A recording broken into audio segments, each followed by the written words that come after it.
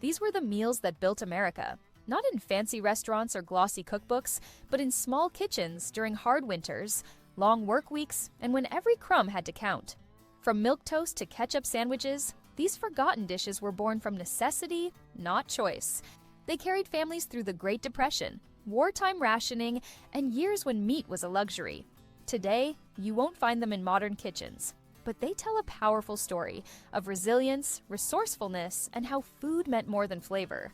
In this video, we're digging into 30 of the most iconic poor man meals from old cookbooks you'll probably never see again. Some are surprisingly delicious. Number 1, milquetoast. Milquetoast was one of the most humble meals to come out of the Great Depression and earlier decades when every scrap of food mattered. Families often had nothing but stale bread and a bit of milk left in the pantry, but with a little care, that became a warm and comforting meal. The bread, usually a day or two past its prime, was toasted until crisp, then placed in a shallow bowl. Hot milk was poured over it, sometimes with a spoonful of sugar if sweetness was needed, or a pat of butter and a pinch of salt if the goal was savory. On lucky days, cinnamon might be sprinkled on top for extra warmth. Some households added a small amount of flour to the milk to thicken it slightly, helping the meal feel heartier and stretch farther. It was particularly common in homes caring for sick relatives, young children, or the elderly because it was soft, warm, and easy to digest. Milquetoast wasn't impressive or photogenic, but it offered emotional and physical comfort. It was about doing what you could with very little and making sure everyone had something warm in their stomach at the end of the day. Number 2, chipped beef on toast. Also known by less polite names in military circles, chipped beef on toast was a no-nonsense meal built for hard times. The base of the dish was dried beef, which came jarred or canned and could last a long time without refrigeration, making it ideal for wartime or Depression-era pantries. To prepare it, a simple white sauce was made using butter, flour, and milk. The beef was sliced into thin strips and added to the simmering sauce until everything was hot and thickened. That mixture was then ladled over slices of toast, sometimes fresh but often stale or lightly scorched. It was salty, creamy, and incredibly filling. Veterans returning from World War II brought the recipe home, and it quickly became a staple in American households, school cafeterias, and even Sunday brunches. While it didn't look glamorous, it used shelf-stable ingredients and could be made in minutes. It was a dish that reminded people of how to survive with what was available. For many, chipped beef on toast still carries memories of late nights, crowded kitchens, and the satisfaction of a full plate when resources were thin. Number 3, mock apple pie. Mock apple pie is one of the cleverest culinary inventions to come out of the Great Depression. When real apples were too expensive or entirely unavailable, home bakers turned to a surprising substitute: saltine crackers. The crackers were crushed and soaked in a hot syrup made from sugar, water, lemon juice, and a pinch of cream of tartar. With the right spices, especially cinnamon and nutmeg, the mixture took on the flavor and aroma of a traditional apple pie. Once poured into a pie crust and baked, the result was astonishing. Most people couldn't tell there were no apples at all unless you told them. The crackers softened during baking and mimicked the texture of stewed fruit. This dessert wasn't about fooling anyone, it was about resilience and inventiveness. Mock apple pie represented how families made sure celebrations still happened even during the toughest economic times.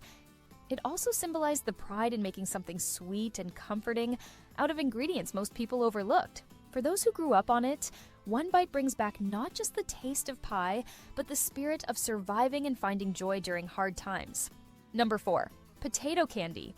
At first glance, potato candy sounds like a mistake, but for generations of families, especially in Appalachian regions, it was one of the sweetest and most economical treats you could make from leftovers.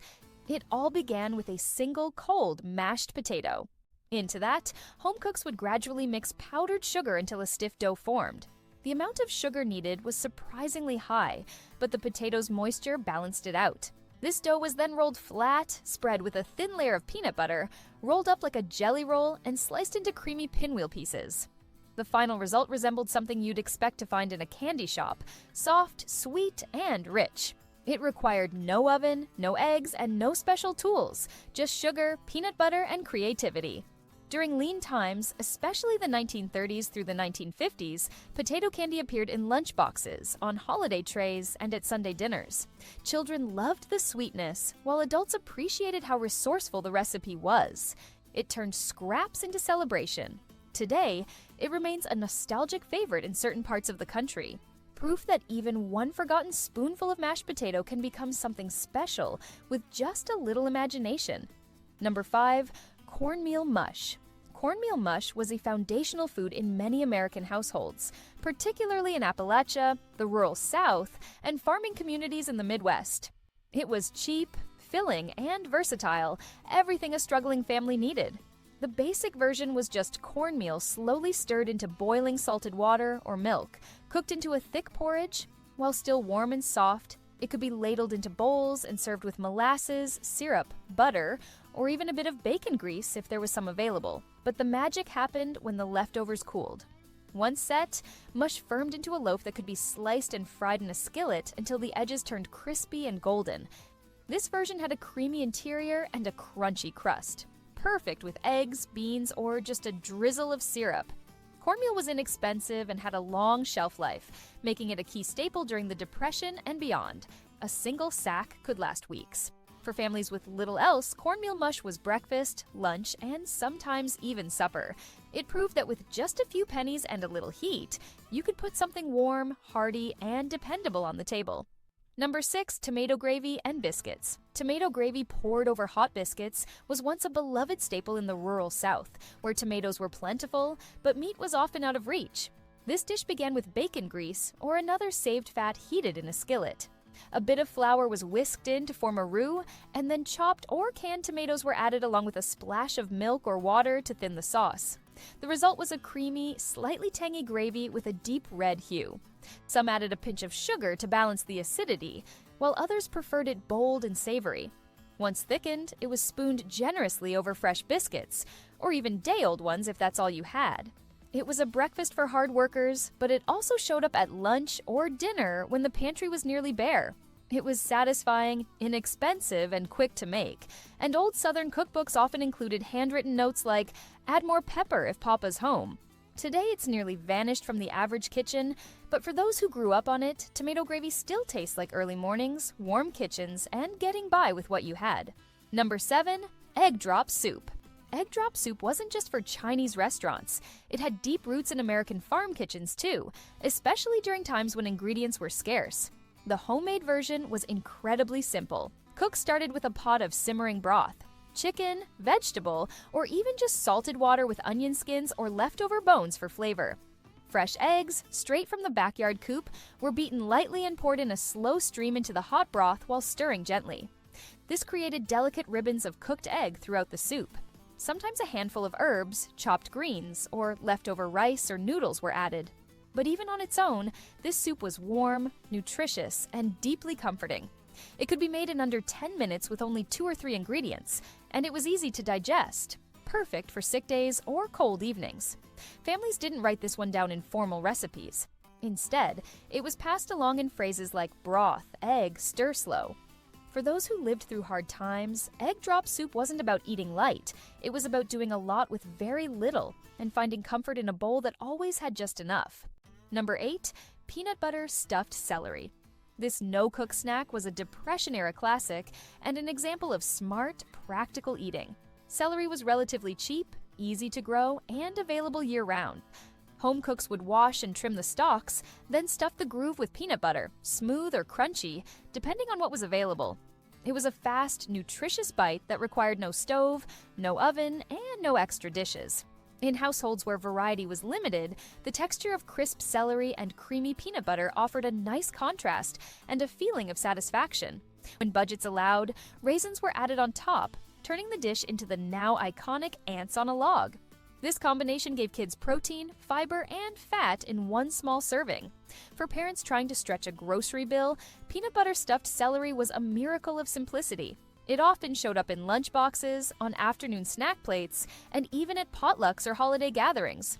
It was easy to assemble, easy to eat, and surprisingly filling. In today's world of endless snack options, this humble combo has been forgotten, but it still represents how people made the most of what they had, one stalk at a time.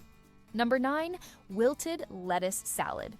Wilted lettuce salad may sound unappealing by modern standards, but for Depression-era cooks, it was a flavorful way to use greens before they spoiled. When garden lettuce began to go soft, it didn't end up in the trash. It ended up on the table. The process was simple but brilliant. Bacon was fried until crisp, and the hot drippings were saved in the skillet. A splash of vinegar, a pinch of sugar, and some black pepper were added to the fat, creating a warm, tangy dressing. This hot mixture was poured directly over a bowl of torn lettuce, causing it to wilt slightly and absorb the flavor instantly. The smell alone, vinegar meeting hot bacon grease, signaled that dinner was ready. Some families added onions or crumbled bacon, but even plain, the result was tender, savory, and memorable. It was served alongside beans, cornbread, or whatever else was available. This salad wasn't a compromise. It was a celebration of not wasting food. It taught children that freshness was relative, and flavor didn't depend on money. In many homes, that sizzle of dressing hitting lettuce still echoes as a memory of making something good from almost nothing. Number 10, Slumgullion Street. Slumgullion wasn't just a stew, it was a survival tactic. The name changed from region to region, but the principle was always the same. Take whatever you have, throw it in a pot, and make it work. Ground meat if there was any, maybe some pasta or potatoes, canned beans, onions, tomato sauce, or broth, all of it could be slumgullion. There were no rules, only the need to stretch food as far as it could go. It simmered on back burners for hours, getting richer and thicker as the flavors blended. Some versions leaned toward chili, others toward goulash, but all were filling and deeply personal. Seasonings came from whatever was in the spice rack: salt, pepper, garlic powder, paprika, or bay leaf. Families made it on Fridays when the week's groceries ran low, or at the end of the month when the budget was gone. It wasn't elegant, and it wasn't meant to be. Slumgullion was about feeding everyone without fail and doing it with scraps. In households where waste was unthinkable, this dish turned leftovers into something that felt whole again. For many, it was the taste of getting by and getting through. Number 11, Johnny Cakes. Johnny Cakes were more than just a breakfast item.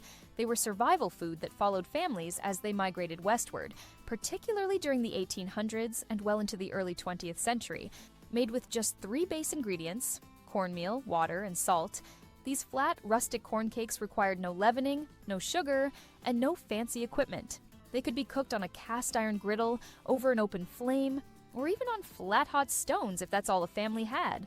The batter was poured or shaped into small rounds and cooked until the edges crisped up while the center stayed soft and dense. In homes with a little more to spare, cooks added a splash of milk or a drizzle of molasses for added richness or sweetness.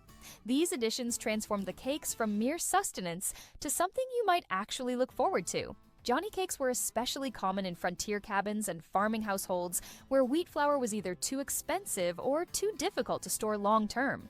Cornmeal, by contrast, was cheap, shelf-stable, and widely available. A sack of it could last a family for months and serve as the foundation for countless meals. They were often served for breakfast with syrup or lard, as a side dish with soup, or wrapped in cloth and taken into the fields or onto the trail as a portable meal. What made Johnny Cakes so essential wasn't just their simplicity, it was their reliability. They didn't require refrigeration or rising time, and they didn't spoil quickly. Even cold, they were edible, and sometimes better once reheated in leftover bacon grease. Many regional variations existed. In New England, they were sometimes called journey cakes, or ash cakes, and cooked directly on hearth embers. In the South, some families preferred them thinner, closer to a pancake, while others made thicker, heartier rounds. Regardless of how they were made, Johnny Cakes reflected the ingenuity and practicality of early American cooking. They didn't just fill stomachs, they gave structure to meals when little else was on hand. Today, they've largely vanished from modern kitchens, but in their time, Johnny Cakes helped build the nation one skillet at a time. Number 12, bolognia casserole. Bologna casserole was the kind of dish that didn't need a recipe. It was built out of necessity, memory, and whatever ingredients happened to be left in the fridge.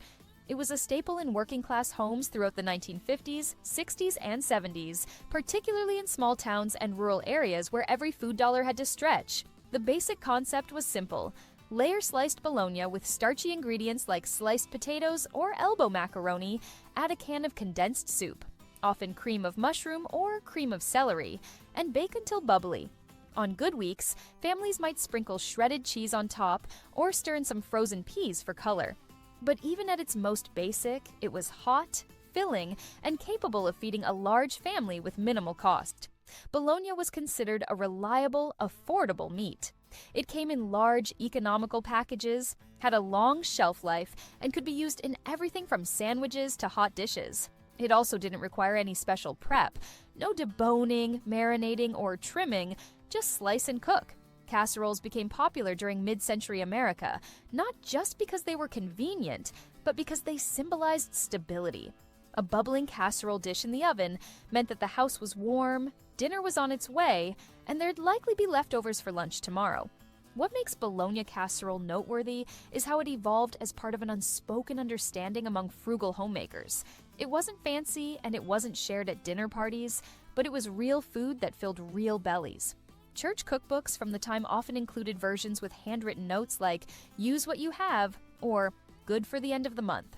In many cases, the casserole included whatever was on hand. Stale bread turned into croutons, half a can of corn, a handful of broken noodles. The goal wasn't to impress, it was to make sure nothing went to waste. Even though it's largely disappeared from modern cookbooks, bologna casserole lives on in the memories of baby boomers and Gen Xers who remember scraping plates clean, waiting for it to cool just enough to eat, and sometimes arguing over who got the crispy edges. Number 13, rice and raisin pudding. Rice and raisin pudding was one of those dishes that blurred the line between dessert and comfort food. It was simple, affordable, and built entirely from pantry staples, ingredients that most households had on hand even during hard times. Cooked white rice formed the base, enriched with milk, sugar, and often a beaten egg to help it set in the oven. Raisins were stirred in to add sweetness and texture, swelling as they baked and turning soft and jammy. A dash of cinnamon or nutmeg gave it warmth, while a bit of vanilla, if you had it, added depth. This pudding wasn't overly sweet like modern desserts. Instead, it offered a kind of quiet, steady comfort that came from warm spices and familiar textures. It was a favorite among older generations who remembered it as a childhood treat or a weekday dessert that didn't require a special occasion. Often, it was made using leftover rice from the night before, making it a clever way to reduce waste and turn scraps into something that felt special. In some households, it was served as breakfast the next morning, reheated with a splash of milk. Rice and raisin pudding had the added benefit of being both filling and gentle on the stomach, making it a practical choice for families with small children or elderly relatives. During the Great Depression and World War II, when eggs and sugar were rationed, versions of the recipe were adjusted accordingly, less sweet, eggless, or even baked without milk by substituting water and a bit of margarine.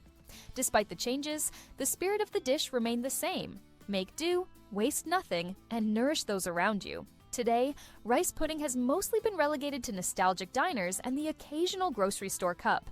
But for those who grew up scraping the last spoonfuls from a Pyrex dish on a cold night, it was more than dessert. It was tradition, comfort, and a quiet reminder that even the most modest ingredients could create something that felt like home. Number 14, ham hock and beans. Ham hock and beans was a slow-simmered staple that defined the frugal cooking of working-class and rural families throughout much of the 20th century. At its core, this dish combined two powerful elements of Depression-era survival: dry beans, which were cheap, shelf-stable, and high in protein, and a ham hock, a tough, fatty cut from the pig's leg, usually smoked and salted to preserve it. Together, they turned into something hearty, deeply flavorful, and capable of feeding a large family for days. The process began the night before. Dried beans, often navy, pinto, or Great Northern, were soaked overnight to soften them and reduce cooking time. In the morning, the beans were drained and added to a large pot with the ham hock and plenty of water. Onions, garlic, bay leaves, black pepper, or other seasonings were tossed in depending on what was available. The pot would simmer on the back of the stove all day, filling the house with a rich, savory aroma. As the hours passed, the meat broke down and infused the broth with smoky saltiness, while the beans soaked up every drop of flavor. This wasn't a meal that required attention, it just needed time and patience. By dinner, the beans were soft, the meat tender, and the broth thick and deeply seasoned. Families served it with cornbread, biscuits, or just plain white bread to sop up the juices. If money was especially tight, more water would be added to stretch the meal, or leftover vegetables would be thrown in to bulk it up. In many homes, ham hock and beans weren't just food. They were ritual. Some made it every Saturday. Others saved it for Sundays after church, letting it simmer while they were gone. Leftovers were even better the next day, and often turned into bean soup or mashed and refried for breakfast. During the 1930s and wartime rationing, this kind of cooking wasn't optional. It was survival. And for many who grew up scraping bowls clean and asking for seconds, the taste of this simple dish brings back memories of family, warmth, and getting through tough times one spoonful at a time. Number 15, water pie. Water pie is perhaps the best example of Depression-era ingenuity when it came to making dessert out of almost nothing. The name alone raises eyebrows, but once you understand how it came about, it becomes a testament to what families could create with the barest of ingredients. Born during the Dust Bowl in the Great Depression, water pie required no milk, no eggs, and just a tiny amount of butter, items that were luxuries in hard times. What it did require was imagination, a bit of sugar, and an oven. The filling started with water, plain tap water, mixed with sugar, flour, and a small piece of butter. If available, a drop or two of vanilla or cinnamon might be added for aroma. This mixture was poured into a prepared pie crust and baked in the oven until it set.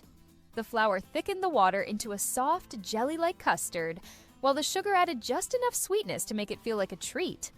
The butter floated to the top during baking, creating a glistening layer that added a little richness without requiring much. Water pie wasn't glamorous. It wasn't served at parties or put on magazine covers. But for families who had no eggs or milk left, who were watching every penny, it was a way to still have dessert on the table. And that mattered, because even during hard times, people needed moments of comfort and normalcy. Something sweet after a long day, something to mark a birthday or Sunday supper. Many grandmothers kept this recipe tucked in the back of their cookbook, scribbled in pencil with notes like, "Add cinnamon if you have it," or "Bake until jiggly." It didn't rely on precision. It relied on care and patience. And while it may not impress a modern pastry chef, to those who grew up with it, water pie tasted like resilience. It proved that even when money disappeared and the shelves were bare, dessert didn't have to disappear too. All you needed was water, sugar, flour, and the determination to make something sweet anyway. Number 16, potato peel soup. Potato peel soup was born out of one hard truth. When times are desperate, you don't throw anything away. Not even the skins of potatoes. In homes where every scrap of food mattered, the peels, normally destined for the compost or trash, were instead transformed into a warming, nourishing soup. It was common in households during the Great Depression, World War II rationing years, and in farming families that believed deeply in waste not, want not. The method was simple.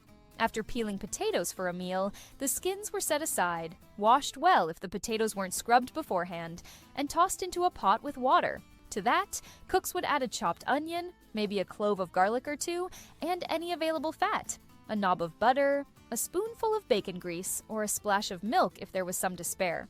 The pot was simmered until the broth turned cloudy and fragrant. The potato skins softened and released starch, giving the soup a surprisingly rich texture for something made from what most people would throw away. In better times, cooks might add herbs from a windowsill planter, parsley, thyme, or a bay leaf, or drop in a chopped carrot or two. But even on its own, the soup was comforting, filling, and symbolic of a broader philosophy.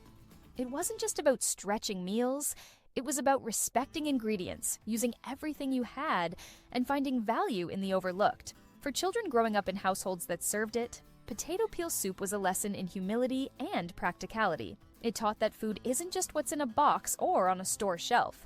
It's what you make of what you have. In some homes, the soup was strained and served as a clear broth. In others, the peels were blended into the liquid for more texture. Either way, the result was a bowl that warmed more than just the stomach. It warmed the soul. Even now, when food waste is a hot topic and sustainability is back in style, the concept of potato peel soup still resonates. It reminds us that flavor, nutrition, and dignity can come from the most unexpected places, including the bottom of a peeling bowl. Number 17, Spam hash. Spam hash is the kind of dish that brings a sense of nostalgia for anyone who grew up in mid-20th century America. It's not glamorous, and it was never intended to be. But it was filling, flavorful, and practical. Everything you needed from a weekday meal when money was tight and time was short. Born out of the wartime rationing era and embraced by families in the decades that followed, Spam hash relied on a few humble ingredients: canned Spam, potatoes, onions, and whatever seasonings were available. The preparation was straightforward. Spam, a canned meat product introduced in the 1930s, was diced into small cubes and fried in a skillet until browned. Potatoes were peeled, chopped, and pan-fried alongside, often with onions to boost the flavor. The result was a sizzling, savory hash with crispy edges and a hearty, salty bite. It was served as a dinner, a breakfast, or even a late-night snack, sometimes with a fried egg on top or a splash of hot sauce. Spam was especially popular because it didn't require refrigeration, had a long shelf life, and was affordable. It became a staple in American pantries, particularly in rural and working-class homes. For some, Spam hash was a go-to meal at the end of the month when the grocery budget had dried up. For others, it was a comfort food that stuck around even after better times returned. What makes Spam hash stand out is its sheer adaptability. Leftover vegetables, bits of cheese, or even baked beans could be thrown in. It was made in one pan, required no oven, and dirtied almost no dishes. Perfect for busy parents or tired workers looking to put something hot and satisfying on the table fast. Despite its simplicity, Spam hash was never seen as embarrassing in the homes that served it. It was a reliable part of weekly life, and the sound of it sizzling in the pan was often the first sign that dinner was almost ready. Today, it might be considered retro or even ironic, but back then, it was real food for real families. And for many, it still tastes like home. Number 18, dandelion greens with vinegar. Long before kale became trendy, dandelion greens were a go-to green in poor rural communities, especially during the early spring when gardens weren't yet producing. These wild, bitter leaves were free, nutritious, and found in nearly every yard, roadside, and pasture. Foraging them wasn't an act of novelty, it was necessity. In places like Appalachia, the Piedmont, and the rural Midwest, families with little to no grocery access would gather dandelion greens by the handful to bring something fresh to the table after a long winter of canned goods and root vegetables. The greens were washed thoroughly, often soaked in water several times to remove grit, then boiled briefly to soften their bitterness. Once drained, the real magic came in the form of hot bacon grease. Just a few spoonfuls, often from saved drippings in a tin by the stove, were heated and poured directly over the cooked greens. A splash of vinegar was added for brightness, sometimes with a pinch of sugar or a scattering of chopped onions. The sizzling sound as the hot fat hit the greens was unforgettable. It meant dinner had real flavor, even without meat. Dandelion greens with vinegar weren't just practical. They were nutrient-dense, rich in calcium, vitamins A and K, and iron. They served as a kind of spring tonic, cleansing the system after months of heavy winter meals. For families who couldn't afford or access fresh produce, this foraged food was more than a filler. It was a source of pride. Children were often sent out to pick the greens, learning which plants were safe and where the best patches grew.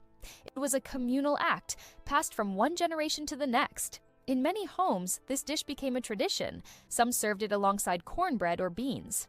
Others made it a meal in itself.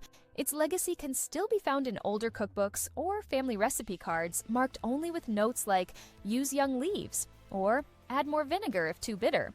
While the idea of eating dandelions may seem unusual now, for those who grew up with it, this dish tasted like resilience and like spring finally coming back to the land.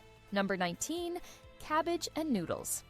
Known in many homes as haluski, cabbage and noodles was one of the simplest, most satisfying dishes to come out of immigrant kitchens, especially in the coal towns and industrial neighborhoods of Pennsylvania, Ohio, and the Midwest.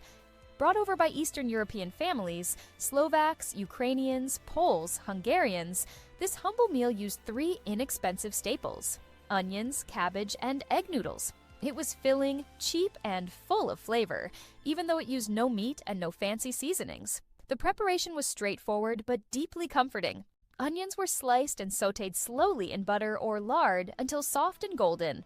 Then came the cabbage, chopped roughly and added to the pan until it wilted and caramelized, releasing its natural sweetness. Finally, boiled egg noodles were stirred in, along with salt and pepper, and everything was tossed together until coated in fat and browned in spots.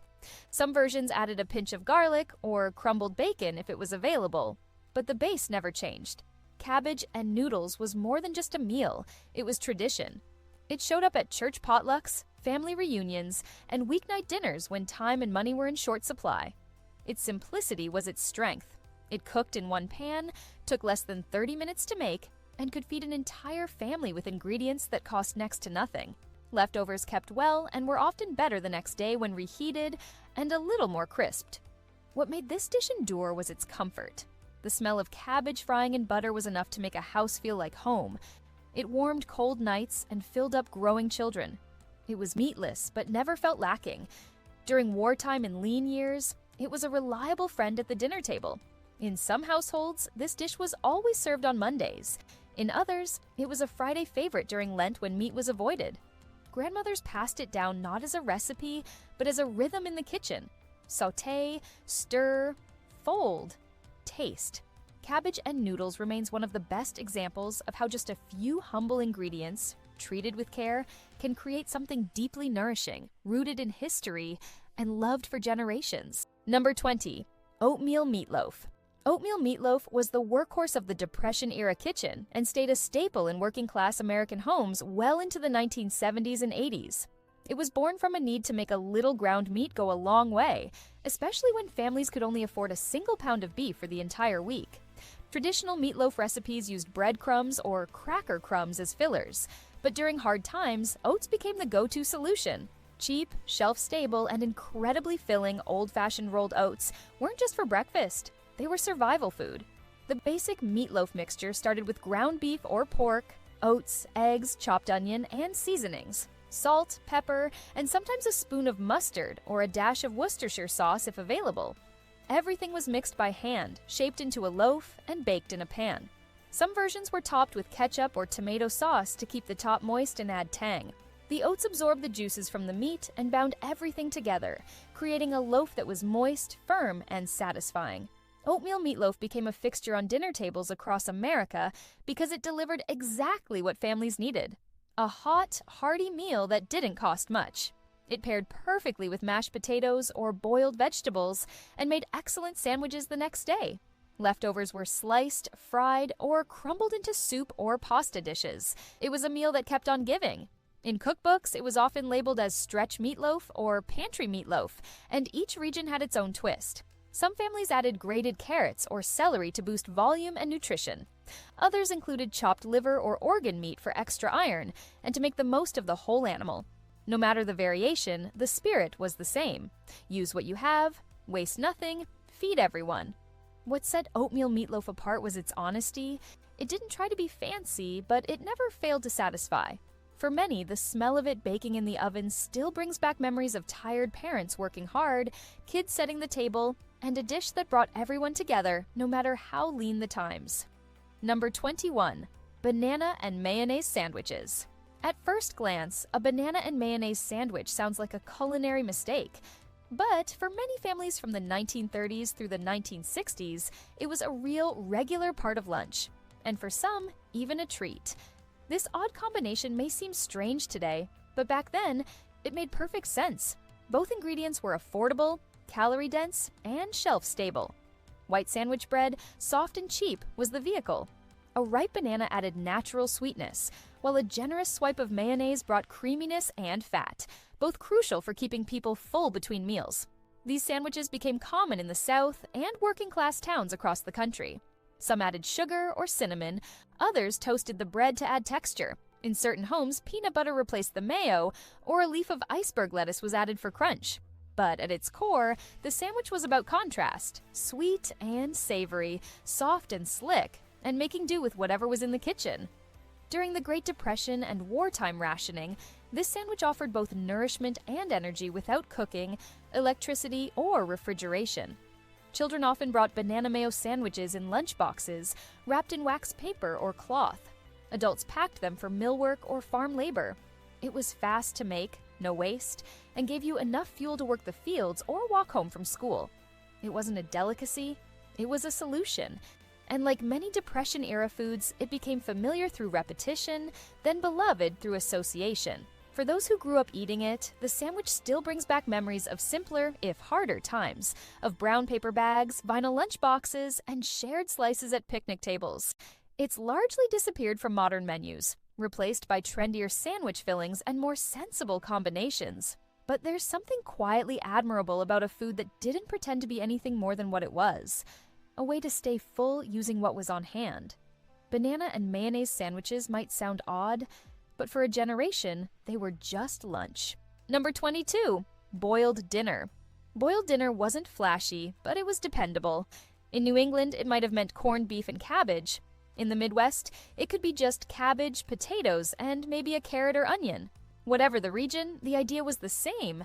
Take the cheapest, longest-lasting vegetables, put them in a big pot with water, salt, and maybe a bone or scrap of salted meat, and simmer until everything was soft and the broth was rich. This dish was born out of old-world peasant cooking and adapted by American families trying to make the most of limited resources. Cabbage was cheap and filling. Potatoes stored well through winter. Carrots, turnips, or rutabagas might be added if they were available. If meat was used, it was usually the toughest cut. Salt pork, ham hock, or a bit of smoked sausage, used more for flavor than substance. The result was a meal that fed a crowd with minimal cost and even less effort. Boiled dinner was a regular occurrence during the Depression and wartime years, especially in colder climates. It cooked slowly, warmed the home, and didn't require constant attention. The vegetables absorbed the salt and fat, becoming tender and flavorful in their own right.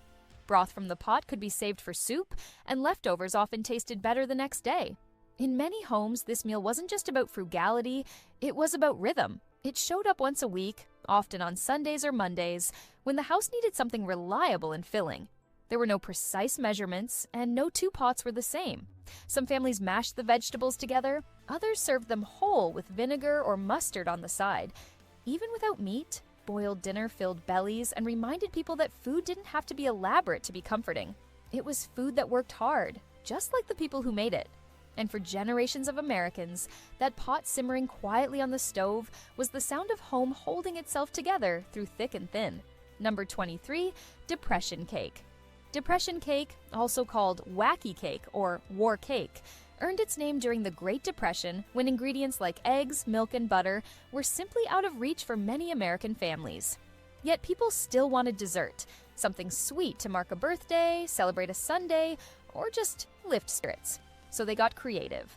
This cake was made with flour, sugar, baking soda, vinegar, water, cocoa powder, and a small amount of oil. It had no dairy, no eggs, yet it still rose, still sliced, and still satisfied. The chemistry came from mixing vinegar and baking soda, which gave the batter its lift. The cocoa added flavor and masked any aftertaste from using vinegar or less than fresh oil. Everything was mixed in one pan, often with no electric mixer, just a spoon and determination. It was poured into a greased pan and baked until cracked and tender on top. What made depression cake so valuable was its versatility. You could adjust the sweetness, add raisins or cinnamon, top it with powdered sugar if you had it, or leave it plain. It became a standard in lunchrooms, church suppers, and birthday tables all across the country. Some families passed down handwritten versions with notes like, "Use coffee instead of water for richer flavor." During World War II, it gained popularity again due to rationing. It became not only a dessert, but also a political statement. We can make do and still have sweetness. Even decades later, many baby boomers and Gen Xers remember their grandmothers making it on a weeknight without ceremony, but with a quiet sense of pride. In today's baking world filled with complex frostings and gourmet flour blends, depression cake seems almost too simple. But it reminds us that joy doesn't need to be extravagant. Sometimes a slice of warm, homemade cake, made with what you had and shared with who you love, is more than enough. Number 24. Mock chicken legs. Mock chicken legs, sometimes known as city chicken, were an invention of frugality and illusion. Despite the name, there was rarely any chicken involved. Instead, this dish used ground meat, often pork, or a mix of pork and veal, formed into the shape of a drumstick and skewered onto a stick. The meat was then breaded, sometimes dipped in egg, and either pan-fried or baked until golden brown. The result looked convincingly like a chicken leg, especially to a child sitting at the dinner table hoping for something special. This dish gained popularity during the Depression and remained common throughout the 1940s and 50s, especially in cities where meat was expensive and chicken wasn't yet a cheap everyday item. Ground meat was cheaper by the pound, and this presentation gave the illusion of something more luxurious. For working-class families in industrial towns across the Midwest and Northeast, mock chicken legs offered dignity on a plate, something hearty and familiar even if it wasn't quite what it seemed. Recipes varied slightly by region. In Polish-American households, they were seasoned simply with salt, pepper, and garlic. In Italian homes, a dash of oregano or parmesan might make its way into the breadcrumb coating. Some were cooked in cast iron, others went straight into the oven on a bed of onions. What mattered wasn't the recipe, it was the idea. Take a cheap protein, add a little technique, and give it presentation. These mock drumsticks were often served with mashed potatoes and gravy or a side of vegetables, and they froze well, making them perfect for batch cooking and reheating later in the week. Though they've faded from modern kitchens, mock chicken legs still live on in regional delis, church fundraisers, and the memories of children who didn't know, or didn't care, that the chicken on their plate never clucked a day in its life. What mattered was that it was hot, crispy, filling, and made with care. Number 25, rice and gravy. Rice and gravy was a working-class staple that turned very little into something deeply satisfying. It required no recipe and relied on scraps, just white rice and whatever pan drippings were available from cooking meat. Sometimes there was no meat left, just the browned bits stuck to the skillet. That was enough. Flour was added to the fat to form a roux, water or broth was poured in, and it was whisked until thick. Poured over a scoop of warm rice, it became a complete, comforting meal. This dish was most common in Southern homes, but versions of it existed across the country.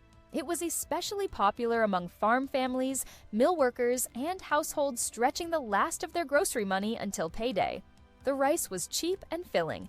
The gravy, no matter how thin, was packed with flavor and gave the plain grain a rich, savory lift. For many, this was the first dish they learned to cook. It was forgiving and flexible. No need for precise measurements or exact timing. Just an eye for when the roux turned golden and a feel for when the gravy coated the spoon. It taught generations how to stretch ingredients, use leftovers, and bring something warm to the table. Rice and gravy may seem simple now, even plain, but in lean times, it was a meal that said, "You're fed," and for many families, that was everything. Number 26, bread pudding. Bread pudding was the perfect response to the kind of question every Depression-era home faced daily. What do we do with stale bread? In a time before preservatives kept loaves soft for weeks, bread hardened quickly.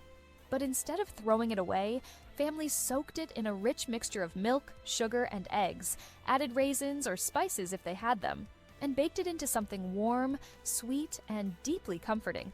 The transformation was nothing short of magical. Dry scraps turned into a soft, custard-like dessert with a golden top and caramelized edges. The recipe varied depending on what was available. Some households used sweetened condensed milk instead of fresh. Others added cinnamon, nutmeg, or a splash of vanilla.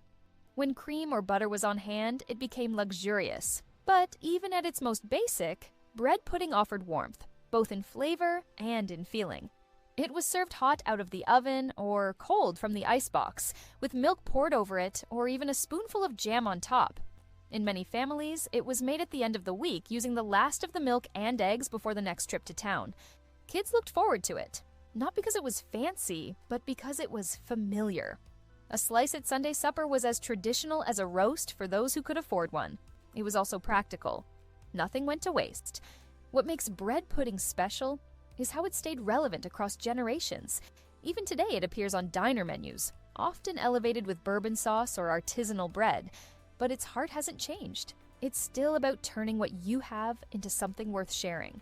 During lean times, it gave families a reason to gather around the table and feel like they were celebrating, no matter how hard things were outside the kitchen.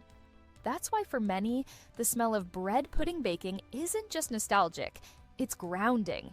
It's the scent of resilience. Number 27, tomato aspic. Tomato aspic was one of the more visually unusual dishes to grace mid-century American tables, but it had its place in frugal homes, especially those that prided themselves on entertaining well without spending much. At its core, tomato aspic was a savory gelatin salad made by combining tomato juice or pureed canned tomatoes with unflavored gelatin, a splash of vinegar or lemon juice, and seasonings like celery salt, onion powder, or Worcestershire sauce. It was poured into a mold, often ring-shaped, and chilled until it set firm. For those who didn't grow up with it, the concept can seem odd. A cold, wobbly slice of tomato jelly served with a dollop of mayonnaise might not sound appetizing. But for families in the 1940s through the 1960s, especially in the South, tomato aspic was a symbol of elegance and economy. It was served at luncheons, church suppers, and holiday gatherings, sometimes garnished with olives, pimentos, or hard-boiled egg slices suspended inside. What made tomato aspic practical was its affordability. Canned tomato products were cheap, gelatin was shelf-stable, and it didn't require cooking, just assembly and time. It also made use of vegetables from the garden or pantry and could be made ahead of time, which helped busy homemakers prepare meals for guests without standing over the stove. Some variations included chopped celery or green peppers for crunch. Others mixed in canned shrimp or tuna to turn it into a more substantial salad. But all were united by the desire to offer something that looked impressive and festive, even if the ingredients were humble. For modern eaters, the texture and temperature of tomato aspic might seem outdated, but for a generation, it was a regular and often beloved part of community tables. Its bright color and jiggly structure were familiar and comforting in a way few dishes are today. In the right home, a mold of tomato aspic still holds the power to transport you to a time of vinyl tablecloths, tall iced tea glasses, and quiet pride in making a dish that turned heads, even if it only cost a few cents. Number 28. Salt pork and Johnny cakes. Salt pork and Johnny cakes were the ultimate duo when it came to hearty, energy-dense meals made from preserved ingredients.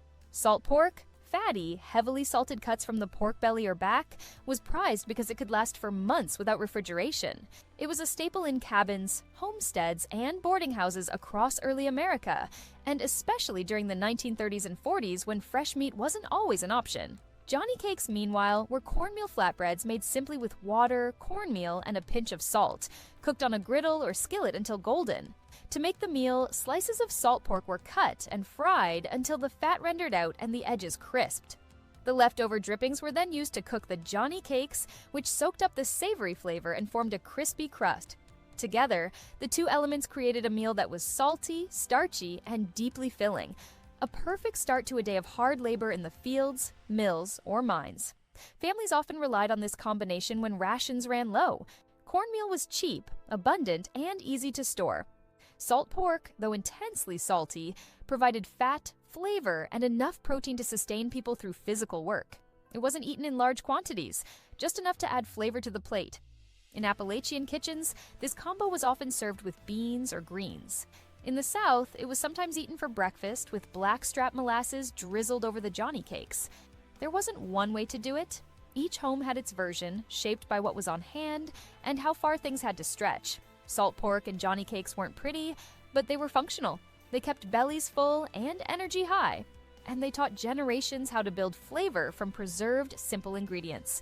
The smell of salt pork frying still brings back memories for many, of cast iron pans, creaking wooden floors, and families gathered in early morning kitchens before a long day's work began. Number 29. Potato pancakes. Potato pancakes, sometimes called potato cakes or tater cakes, were one of the best ways to make use of leftover mashed potatoes, a regular occurrence in homes that stretched meals as far as they could go. Rather than throwing out the cold, firm mash from the night before, home cooks would mix it with a little flour, sometimes an egg, and a bit of chopped onion or seasoning. The mixture was then shaped into patties and fried in a skillet until crisp and golden on the outside, while remaining soft and creamy on the inside. They were served for breakfast with eggs, at lunch with a dollop of applesauce or sour cream, or as a side dish at supper. They paired well with just about anything and required no new ingredients, only what was already on hand. That made them not only frugal, but deeply satisfying. In some homes, potato pancakes were made fresh from raw grated potatoes, but the leftover mashed version was especially popular in the post-Depression and post-What To years, when not a crumb was wasted. Fried in bacon grease or lard, they carried a rich, savory flavor that felt indulgent, even though they cost almost nothing. The appeal of potato pancakes was partly practical. They were quick to make and used up scraps, but they also carried emotional weight. They reminded families that thrift didn't mean giving up on taste. Crisp, hot, and made from yesterday's dinner, they became a symbol of how good food could still come from humble beginnings. Even today, their smell in a hot kitchen often brings back the memory of busy hands, cast iron pans, and the sound of something simple turning into something wonderful. Number 30, ketchup sandwiches. Ketchup sandwiches were the absolute bottom line of survival food in 20th century America. They were what you ate when the fridge was empty and payday was still a few days away. 2 slices of plain white bread. No butter, no meat, no cheese, just a smear of ketchup in between. It wasn't gourmet, it wasn't even satisfying, really. But it was food, and in some homes, that was good enough. These sandwiches became particularly common during the Great Depression and again during tough economic stretches in the 1970s and early 80s. The reason was simple. Bread was cheap and ketchup shelf-stable. Together, they provided enough sugar, salt, and carbohydrates to trick the stomach into feeling full, at least for a little while. Some families toasted the bread to make it feel more like a real sandwich. Others added margarine or a few slices of onion. But at its core, it was always the same: desperation between 2 slices of bread. It wasn't something people bragged about, but it also wasn't something they forgot. For many, ketchup sandwiches were a quiet memory of hard times, of watching a parent make the best of nothing. And yet, in their own way, they represented strength. A parent putting that sandwich on a plate was saying, "This is all we've got, but you're still eating." That mattered, and it still does.